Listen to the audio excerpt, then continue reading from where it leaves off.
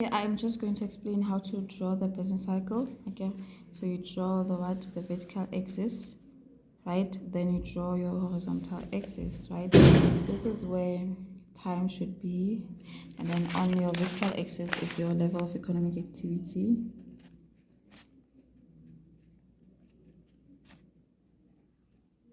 Right, then after that you draw your what?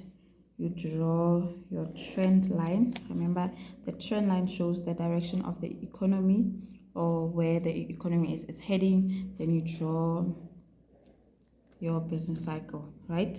So on your business cycle, you have your peak, right? The highest point, and then the lowest point, it is your trough, right?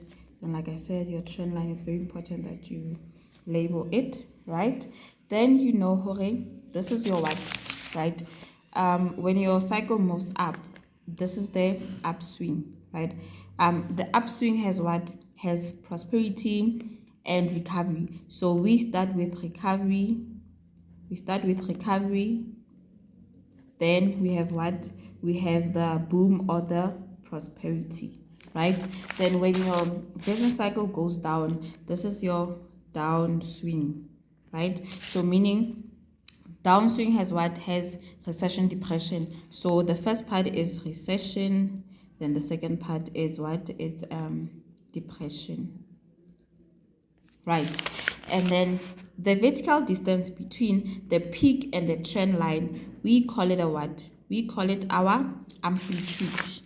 Amplitude measures the intensity of the business cycle. So this is your amplitude.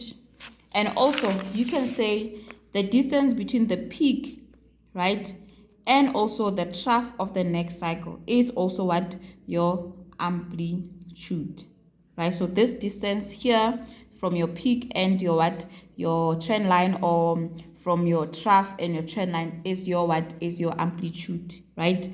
Also from your peak to the next trough, or from your trough to your next peak, right, is also your amplitude, right?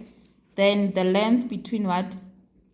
This the length, meaning from peak to peak, it's your from peak, this distance from what? From your trough to your next trough, it's your what? It's your length. So this is how you draw it.